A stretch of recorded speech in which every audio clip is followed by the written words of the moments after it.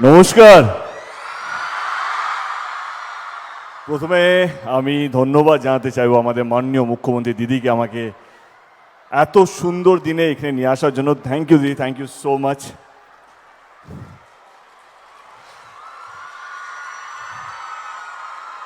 আমি ভাবলাম দুটো লাইন বলতে হবে, বলে দেব, কিন্তু রচনা দিয়ে এত ভালো স্পিচ দিল, বাপ রে বাপ। আমি 12 বছর সাংসদ হয়ে এত ভালো দিতে পারলাম না স্পিচ, যত 1.5 বছর রচনা দিয়ে গেল। কি ডায়লগ দিলে!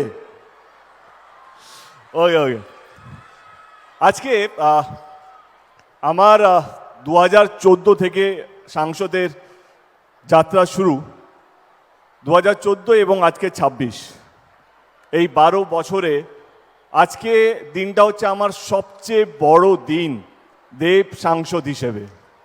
কারণ আজকে দিদি যেই কাজটা করলেন বা যেই উদ্বোধনটা করলেন, শুধু একটা উদ্বোধন নয়, একটা শিলান্যাস নয়, এটা ঘাটাল লোকসভা কেন্দ্রের মানুষের দীর্ঘদিনের লড়াই, দীর্ঘদিনের স্বপ্নকে এমন একজন মুখ্যমন্ত্রী আসবে, এমন একজন সরকার আসবে, সে কেন্দ্র থেকে আসুক বা রাজ্য থেকে আসুক, তাদের এই কষ্টটা বুঝবে, তাদের এই যন্ত্রণাটা বুঝবে। যখনই বৃষ্টি আসে তখন দিনের পর দিন গ্রামগুলো জলের তলায় থাকে, ধানের চাষগুলো জলের তলায় চলে যায়, কত পশু পাখি, কতগুলো যান চলে যায়, কতগুলো মানুষ মারা যায়, সেটা আমি গত 12 বছর ধরে নিজের চোখে দেখেছি।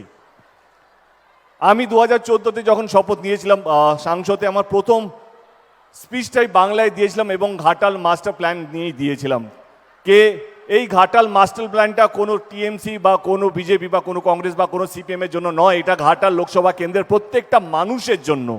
শুধু আমি একবার নয়, বারবার আমরা ঘাটাল মাস্টার প্ল্যান নিয়ে সংসদে, পার্লামেন্টে, ইনফ্যাক্ট মানসদা এখানে আছে, আমরা দিল্লিতেও গিয়েছিলাম, দিদি আমাদেরকে দিল্লিতে পাঠিয়েছিল তখন মিটিং করার জন্য জল দপ্তর মন্ত্রীর সাথে ওইখানে, তার সঙ্গে আমরা আলোচনা করি, কিন্তু কেউ আমাদের কথা রাখেনি। 2024-এ নির্বাচনের আগে দিদি কথা দিয়েছিলেন যে ঘাটাল মাস্টার প্ল্যানটা তিনি করবেন, এবং 2025-এ আমাদের বিধানসভার বাজেটে তিনি 500 কোটি টাকা স্যাংশনও করেন এবং আজকে তার শুভ উদ্বোধন হয়ে গেল।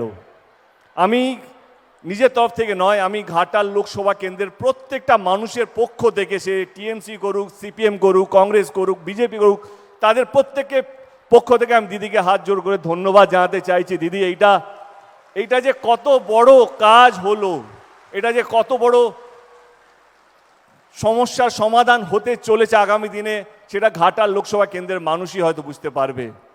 কত মানুষ লড়াই করতে করতে চলে গেছেন, স্বপ্ন দেখেছেন কি এক না একদিন কেউ না কেউ করবেন, কেউ কথা রাখেনি। যিনি কথা রেখেছেন তার নাম হচ্ছে মমতা ব্যানার্জি, আমাদের 3 বারের মুখ্যমন্ত্রী। আজকে সোশ্যাল মিডিয়ার যুগ, আপনি একটা উচ্চবাচ্য কথা বললেই আপনি ট্রোল হয়ে যাবেন, এই তো দেব এটা বলছে বা অমুক এটা বলছে।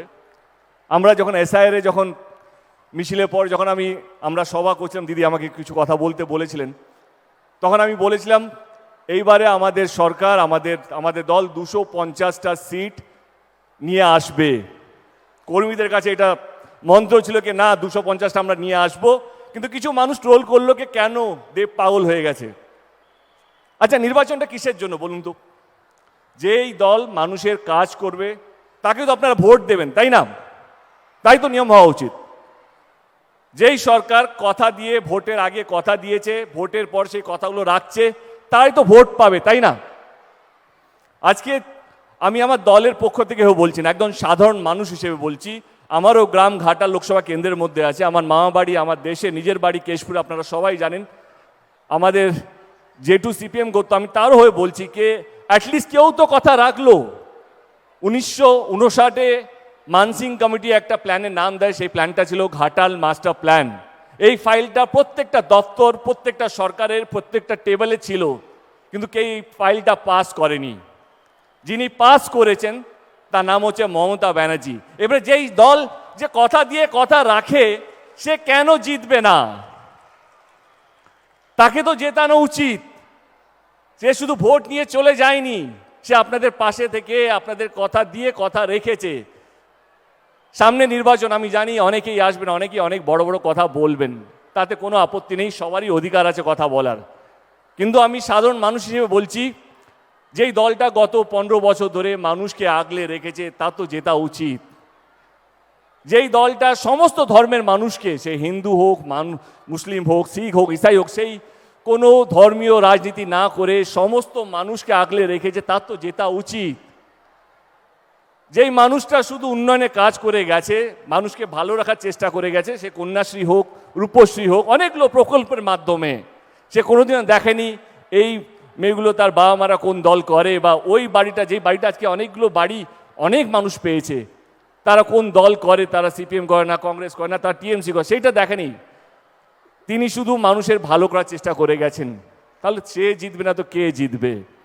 আমি বাংলার প্রত্যেকটা মানুষকে বলছি, আমরা জোর করব না আপনাদেরকে ভোট দেওয়ার জন্য, কিন্তু আপনাদের বিবেক যদি একটু কথা বলে, তাহলে দেখবেন 15 বছর ধরে একজন মহিলা লড়াই করে, সংঘর্ষ করে, প্রত্যেক দিন কিছু না কিছু কখনো না কখনো হয়েই চলেছে, আমরা প্রত্যেক দিন টিভিতে দেখি।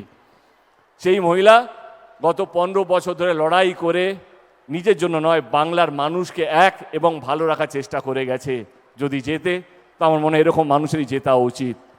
আজকে আমার দিন নয় বেশি কথা বলার, আজকে আমার গর্বের দিন, আজকে আমার ভালো লাগার দিন। কারণ ঘাটাল লোকসভা কেন্দ্রে, যেটা একটু আগেই বলছিলাম, কে দীর্ঘদিনের কষ্ট, দীর্ঘদিনের আবেগ, দীর্ঘদিনের চাওয়া, দীর্ঘদিনের পরিশ্রম, সেটা হচ্ছে ঘাটাল মাস্টার প্ল্যান, যেটা আজকে শুভ উদ্বোধন করলেন আমাদের মাননীয় মুখ্যমন্ত্রী। আমি আবার ঘাটাল লোকসভা কেন্দ্রের প্রত্যেকটা মানুষের তরফ থেকে দিদিকে হাত জোড়ো করে ধন্যবাদ জানাচ্ছি, এবং অভিষেক ব্যানার্জিকেও ধন্যবাদ জানাচ্ছি, কারণ 2024-এ তিনিও কথা দিয়েছিলেন, তিনিও কথা রেখেছেন। Thank you so much. বেশি সময় নেব না, ভালো থাকবেন এবং সবাইকে ভালো রাখবেন। অসংখ্য ধন্যবাদ। Thank you. এবিপি আনন্দ, এগিয়ে থাকে, এগিয়ে রাখে।